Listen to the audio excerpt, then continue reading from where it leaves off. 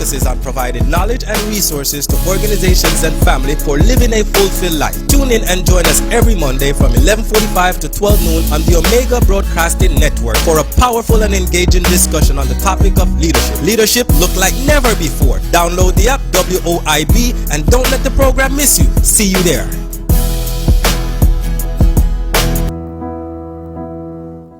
Good morning and welcome back to the Lead and Live program, brought to you on behalf of the Omega Broadcasting Network, on behalf of EMYLL, educating men and youth how to lead and live.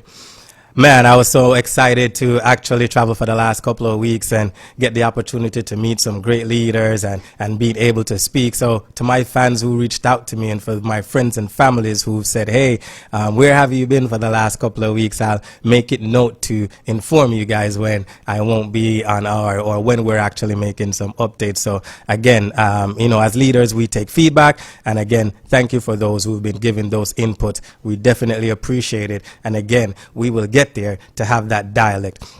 Before we jump into our material today, I do want to say, if you have the opportunity to reach out to our friends and loved ones in Bahamas because of actually what happened for the last couple of days there with Hurricane Dorian, please give back. Reach out to your local organization, reach out to your local supermarkets. If you have a case of water, it goes a far way. So I do want to say, if you have the opportunity, please, we were blessed to not have Dorian come our way. Let's bless others who actually went through this storm. So let's jump into Lead and Live. So I want to share some information that I recently discovered, but also a confirmation since I've actually been on this leadership journey for the last couple of years. And I had the opportunity to meet and sit with and speak with John Maxwell, my friend and mentor. And when you have the opportunity, go online on my social media, on my Facebook or my Instagram, and you can actually see those specific pictures, etc. But John shared something with us that my team have been hearing from me for the longest time. And it is this: average people do not get the results that they desire. Average people do not get the results they desire. And here's why. John shared some statistics that in the United States, 50% of people are average. They are meeting the standards. 5% are exceeding the standards. And when I shared this with my team, they were like, whoa. And I was like, but guys, I've been saying this for the longest time. Let's not act in average. Let's not behave in average. Let's do things a little bit above the needs. One, you're actually meeting the needs of those you are serving. And two, when you look at your process and when you look at your actual expectation and your performance, you will be even more satisfied with the work that you put in.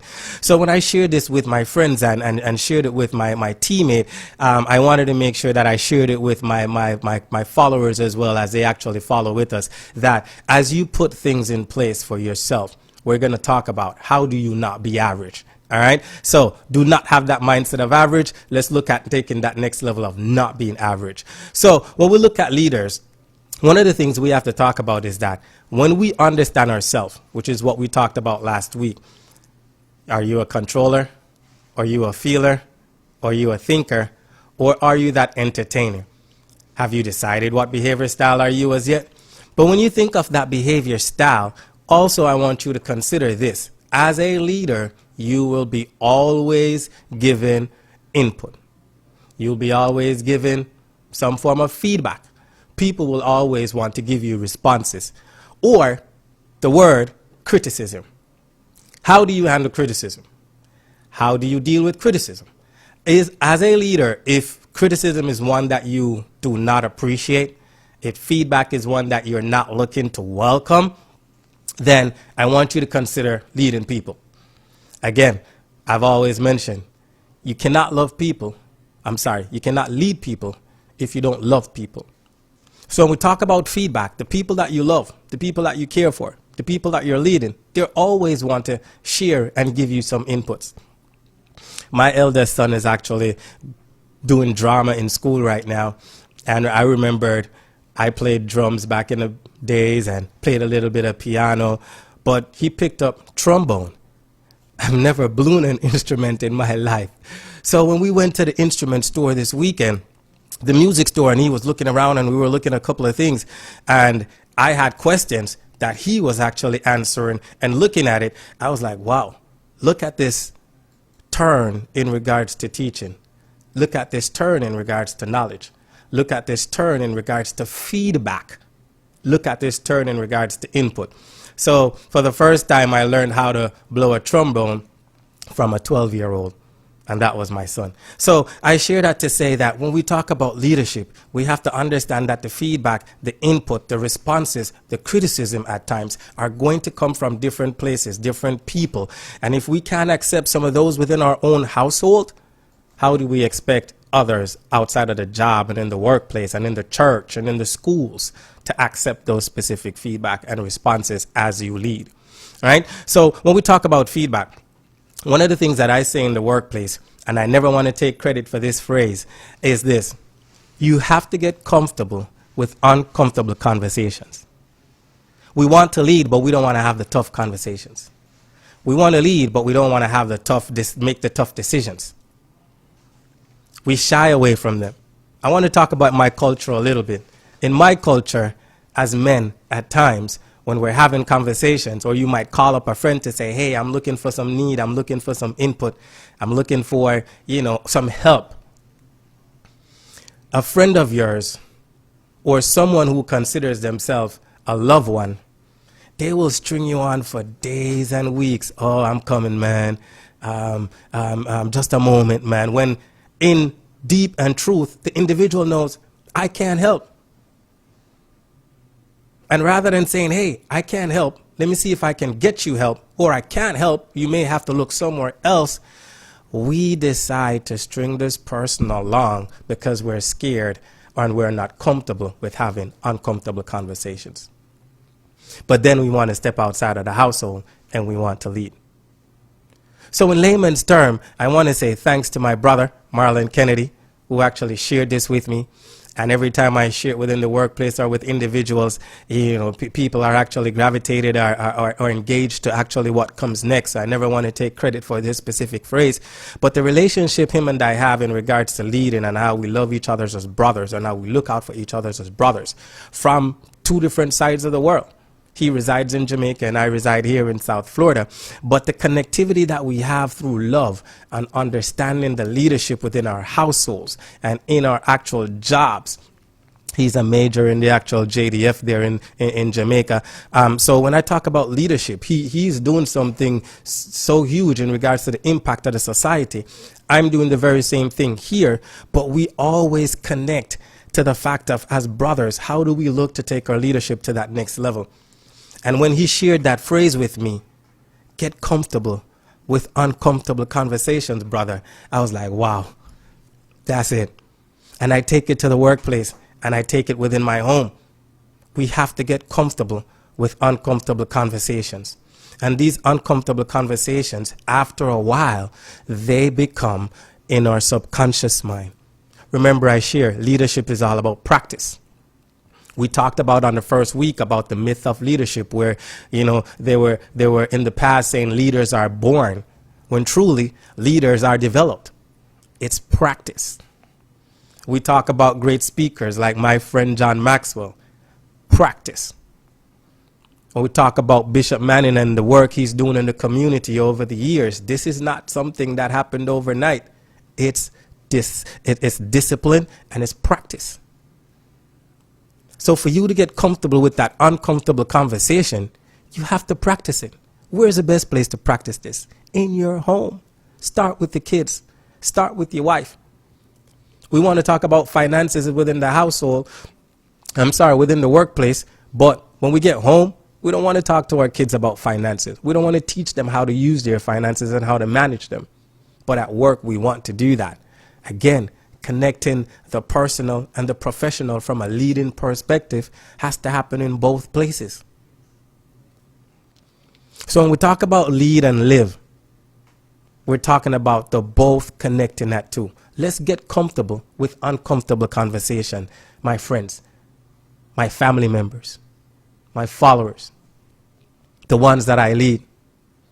I constantly throw things at them on a regular basis. They understand how we enhance our relationship because I'm always looking at how do we get comfortable with the uncomfortable things that are happening. Another thing how we can be effective as leaders is being realistic in our situation. Knowing that this is what this is what I'm facing. This is what's taking place. This is how I can actually get my results. So how do we handle criticism? How do we handle those specific conversations that we're not comfortable with? And I want to share some points with you from my friend, his book, Leadership Gold, John Maxwell. And he says it best. The first is knowing yourself. And this is what I've been saying for the last couple of weeks and in the very beginning.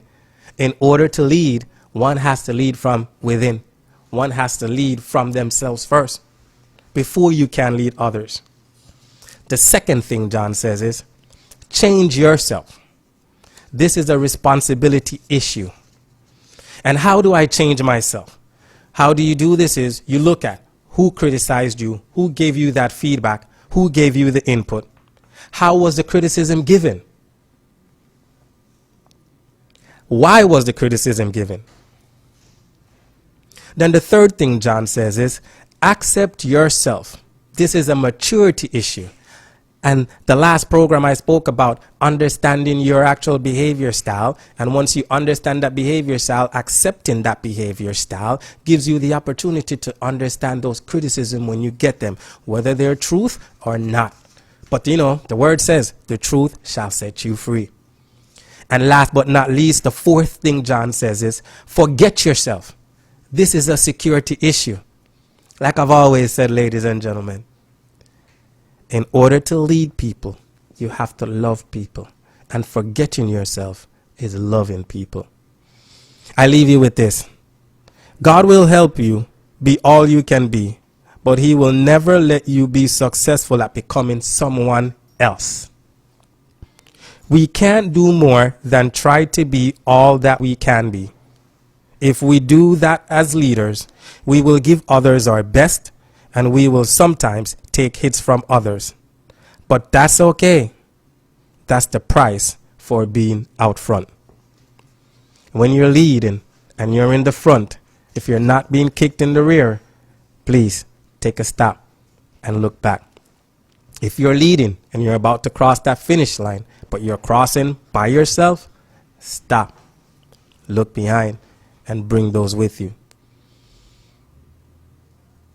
So I want to say again, guys, we talked about leadership. We talked about the myth. We talked about knowing oneself. And today we're talking about criticism that will come with leadership.